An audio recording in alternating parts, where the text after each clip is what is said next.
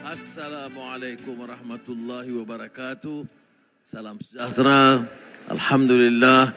Nahmadu wa nusalli ala rasulihil karim.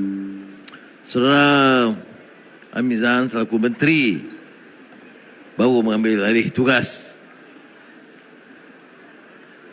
Dan Fuzia Timbalan Menteri yang menjadi memegang tunggak sekian lama dengan ketiadaan menteri, KSU Suti Timbalan Menteri yang kebetulan mewakili kawasan parlimen di sini, Hatira, rakan-rakan saya muliakan.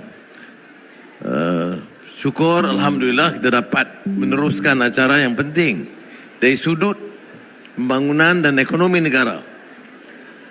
Sebabnya kalau kita tanya rakyat Malaysia, cinta ke Malaysia? Ya. Betul, taat kepada negara? Ya. Tapi beli barang Malaysia kurang. Minum kopi dipilih kedai-kedai yang mahal-mahal.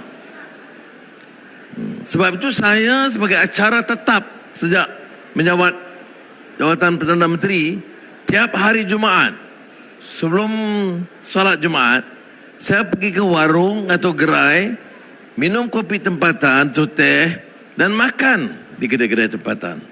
Ini satu juga cara kita promosi barang Malaysia. Ini orang pendapatannya kecil, tetapi terbawa dengan pengiklanan yang kemudian membebankan dia. Pagi tadi saya mesyuarat dengan Yayasan Pelaburan Bumiputera. Kebimbangan kerana kesedaran Bumiputera untuk menyimpan itu kurang. Nak beli barang mewah. Pendapatan RM2,000. Baju RM400. Ini kalau ikut teori ekonomi, ini dikupas oleh Veblen, orang pakar ekonomi yang menyebut teori conspicuous consumption. Maknanya dengan asakan iklan yang begitu kencang dan hebat, lagi besar syarikat, lagi kaya jaringan syarikat-syarikat peringkat antarabangsa, lagi kuat pengaruhnya, membebankan kita dengan pemikiran sehingga apa yang disebut oleh Veblen conspicuous consumption. Maknanya dia terpaksa membeli walaupun tidak mampu, terpaksa menunjuk hebat ikut tren walaupun membebankan ekonomi sendiri. Jadi kempen barangan Malaysia ini, pertama, harga itu jauh lebih sederhana ketimbang harga import. Kedua, ia sebenarnya membantu menjana pertumbuhan ekonomi, pekerjaan, jaringan kedai-kedai dan menyemarakkan pertumbuhan ekonomi negara. Jadi saya harap kempen ini, Karnival Beli Barang Malaysia ini dilihat sebagai suatu langkah memenuhi tanggungjawab. Bukan setakat batik Malaysia yang kita promosi, ya, tetapi lebih daripada itu, untuk memastikan ada dukungan. Faktor yang berikutnya adalah tentang keupayaan kita. Bila ada dukungan tempatan hebat, maka keupayaan syarikat-syarikat tempatan ini membuka jaringan di peringkat antarabangsa juga meluas. Sudah tahu, ya, puluhan syarikat sekarang telah menerobos ke pasaran antarabangsa. Bukan jadi ASEAN, tetapi sampai ke Amerika Syarikat dan beberapa negara di Eropah. Tapi asas kekuatan itu dibina dalam negara. Jadi pada anak-anak muda sekarang, saya ingin menggesa mereka supaya melihat tentunya mereka mahu mutu. Ya, mutu itu penting. Jadi persaingan di kalangan syarikat tempatan mempertahankan mutu. Tapi mutu itu bukan pada label, bukan jenama.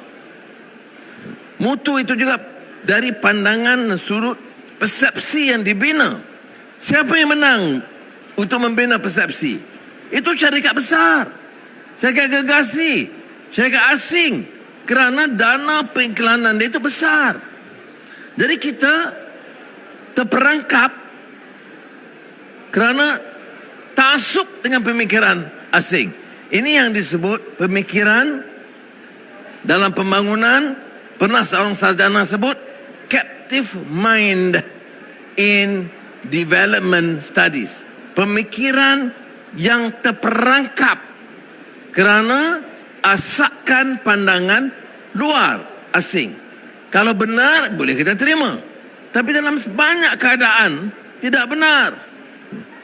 Soal mutu, soal taste, soal fashion, itu semua ditentukan oleh mereka di New York, Paris, Rome, dan kita hanya ikut.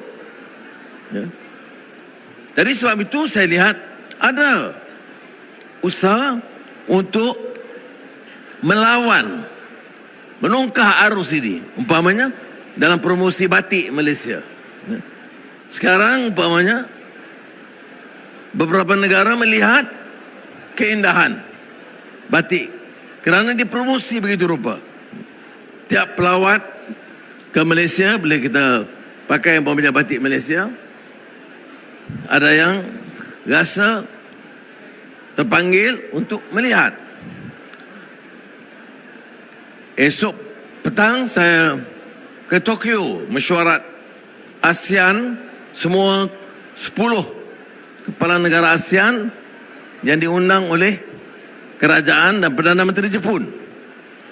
Ada satu malam dia kata boleh pakai coat tie rasmi atau pakaian rasmi. Jadi saya bagi nota, saya kata saya nak pakai batik Malaysia.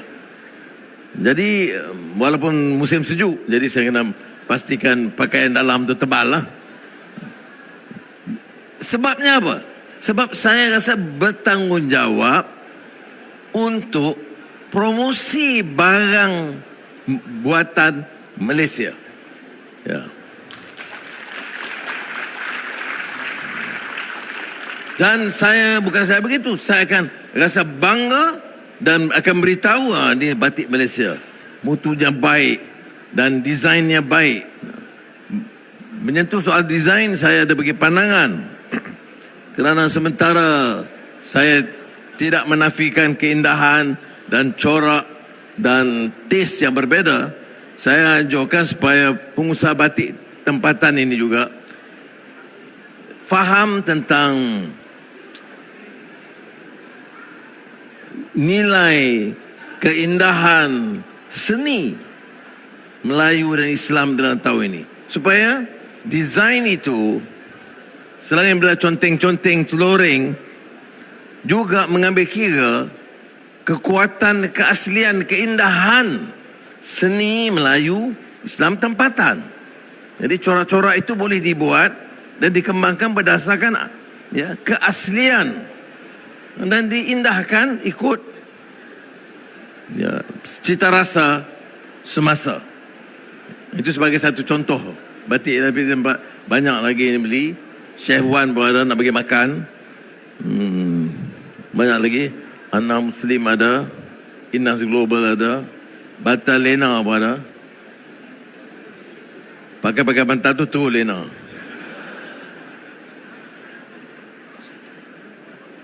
Ya, tentunya ada keterangan yang lebih ditekankan dan seperti mana yang disebut oleh Menteri Hamid Zamtan semata tadi, dalam belanjawan kita tambah peruntukan supaya ada galakan, dan ini termasuk juga dalam PMKS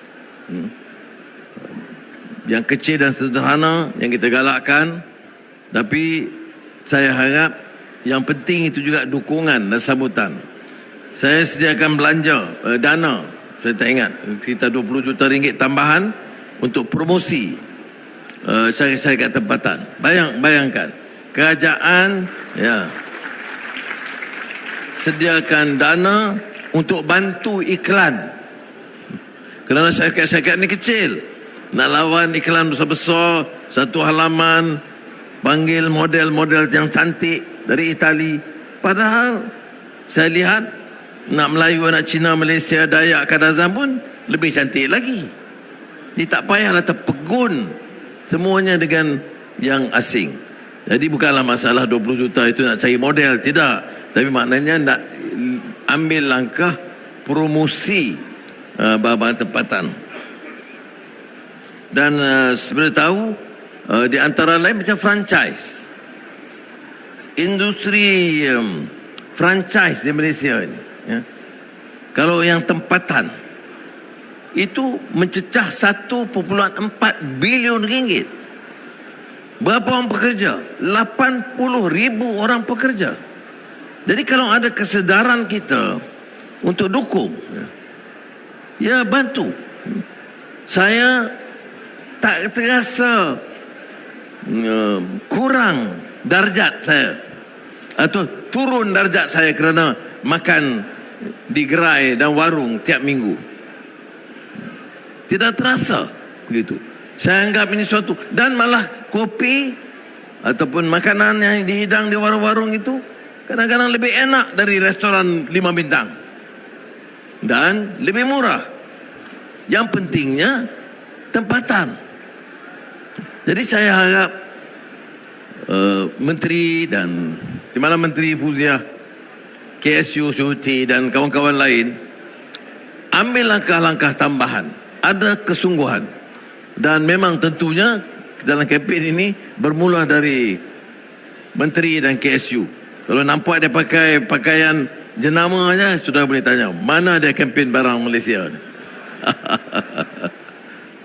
Tidak, kita tidak mengharamkan, ya, pakaian atau makanan luar. Tetapi harus ada, ya, perimbangan dan pertimbangan untuk membantu menjana pertumbuhan ekonomi dan membantu anak-anak kita, saudara kita yang giat berniaga dan mengusahakan syarikat-syarikat tempatan walaupun kecil-kecilan. Jadi sekali lagi saya rumuskan, jangan kita, terutama kalangan muda yang pendapatannya sangat sederhana, terpukau dengan propaganda dan iklan yang sebenarnya diupah untuk memperkuatkan, ya, dukungan kepada syarikat yang berkenaan. Ya. Dan tidak bermakna orang yang tidak mampu mengupah model dan iklan besar-besaran tidak punya kekuatan. Ya. Kalau kita lihat sejarah syarikat-syarikat ini pun, mereka mula daripada peringkat awal. Kemudian tercetus sebagai pengusaha yang berjaya. Sekali saya ucap tahniah pertamanya kepada pengusaha dan peniaga-peniaga yang turut serta, sekitar 150 yang bersama pada hari ini. Saya ucap terima kasih dan tahniah kepada mereka.